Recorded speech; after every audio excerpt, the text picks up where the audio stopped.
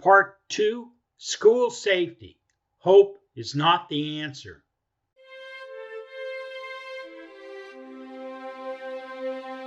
Hello, this is John Hnatio reporting for the Objective News Network, or ONN. Welcome to Part 2 of our continuing series, School Safety. Hope is not the answer.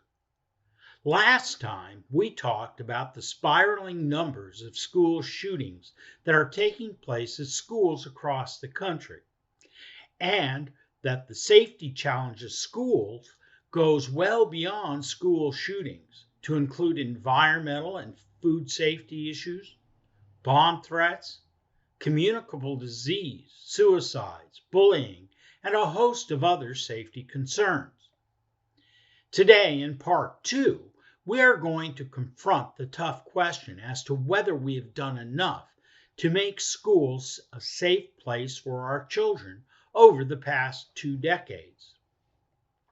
Okay, let's turn to authentication and ask, how much money does the U.S. spend on school security every year?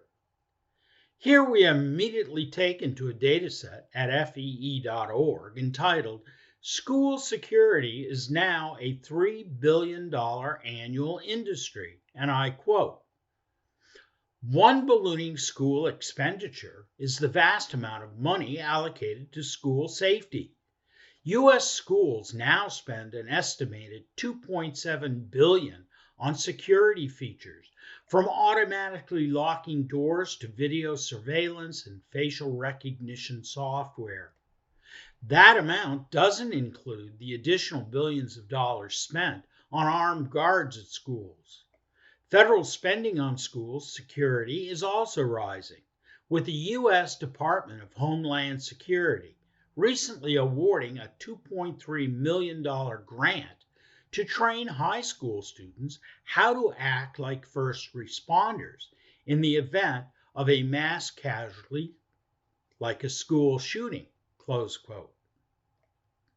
Here we find another article at EdWeek Market Brief entitled Spending on School Security Tops $3 billion, with focus on new surveillance and tech, by Mitchell Caffrey. We are told, and I quote, "The U.S. education security market is projected to grow by more than 8% annually after surpassing the $3.1 billion mark last year, spending that comes as the country attempts to cope with the aftermath of just the most recent shooting on a school campus." Close quote. The same article refers to comments by Ken Trump, the president of National School Safety and Security Services, who says that after the school shootings at Columbine High School way back in 1999, the school districts made investments in ongoing programs and comprehensive best practices, but for the most part, those programs have not been well sustained. Most spending in the market now is based on one-time grants and aimed at visible displays of security. According to Trump, it's a roller coaster. There's no long-term consistency. Close quote. When the funding is spread across the entire state, Trump said, tens of millions of dollars in spending can amount to peanuts.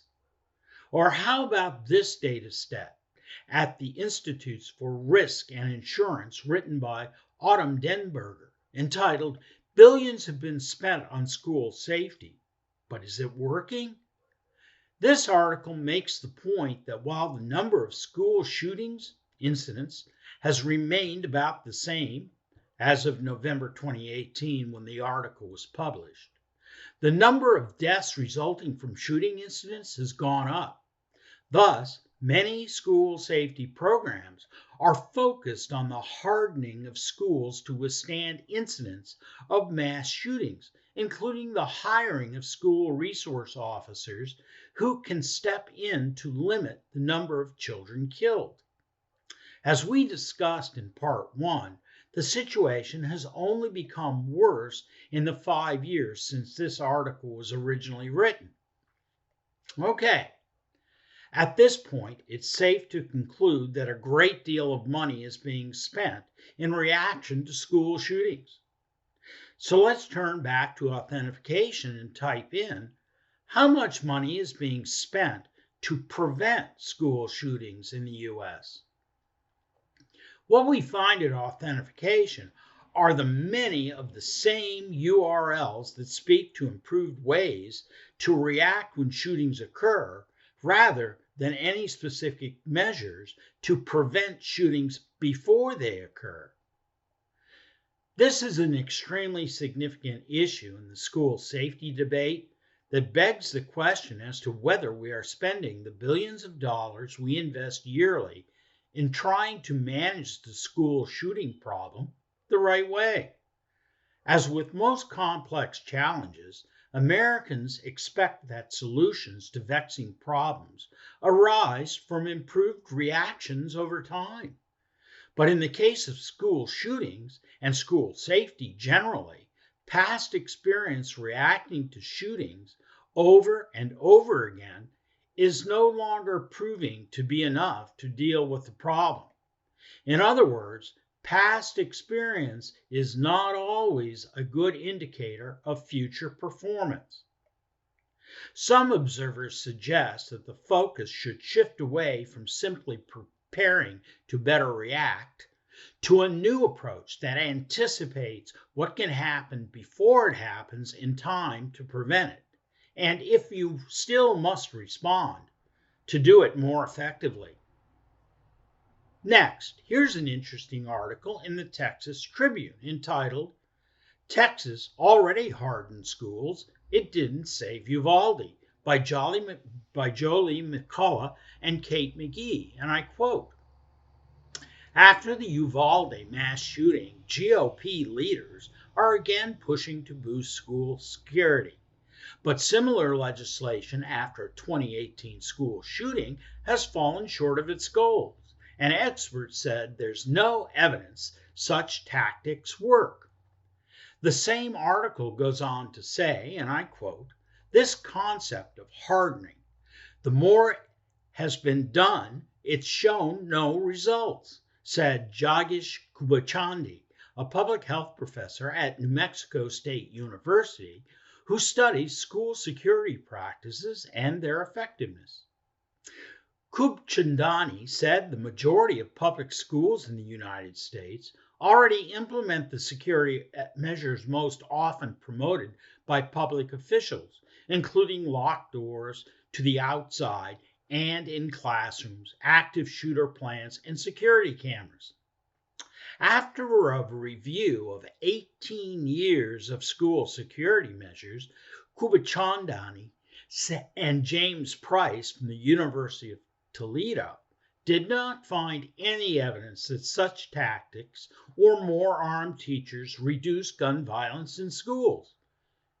Quote, it's not just guns, it's not just security, Kubachandi said. It's a combination of issues, and if you have a piecemeal approach, then you'll never succeed. You need a comprehensive approach. Okay, let's type in. Are there any consistent and comprehensive school safety standards to include mass shootings in the U.S.? This time, the results we get from authentication are extremely interesting. What we see here is largely a hodgepodge of data sets, mostly opinions, and the non-expert advice of policymakers. But here, among the forest of trees, is a small clearing. It's a report issued by Wisconsin Attorney General Joshua L. Kaul of the Wisconsin Department of Justice on how to improve school safety.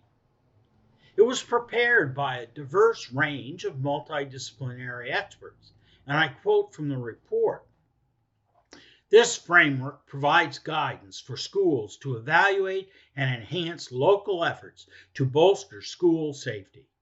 Unfortunately, there isn't one simple tool that prevents violence, and even comprehensive efforts cannot guarantee complete immunity. However, schools that adopt comprehensive best practices minimize the chance of serious violence and better recover from the effects of such incidents. Furthermore, such planning and preparation improves the school's response to other, more common crises, such as weather emergencies, community turmoil, student deaths outside school, etc. Close quote. This is a very significant observation because it begins to speak to the possible advantages of a set of comprehensive best school safety practices that include, as in one important element, the threat posed by shootings. All of the safety issues at schools are deeply intertwined and undergirded by a complex social web of needs and resources that are mutually supportive. Expending resources in one area can have a significant multiplying effect in another.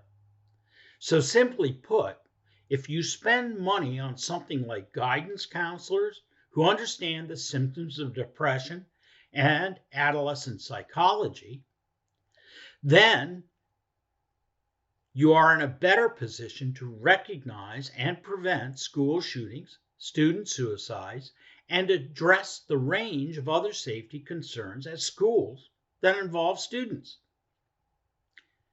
That brings us to the conclusion of part 2 of our series, School Safety, Hope is Not the Answer. Even from our very brief hop, skip, and jump through the schoolyard of school safety issues, some very clear issues emerge. Among them, 1. The scope of school safety challenges includes but goes well beyond the threat of school shootings. The phenomenon of school violence is complicated by a web of motivating social factors that undergird and mutually affect each other and other aspects of school safety. We are expending great amounts of resources with not enough return on our investment in the safety of our kids at schools. There are no comprehensive standards to guide basic investments in school safety that reflect these collateral benefits. 5. We all recognize the pressing need for a systems approach to school safety that stresses deterrence, the earliest possible detection of an event, fast communications to prevent safety incidents before they happen, and, if necessary, to respond in proven ways that mitigate the consequences of safety events at schools.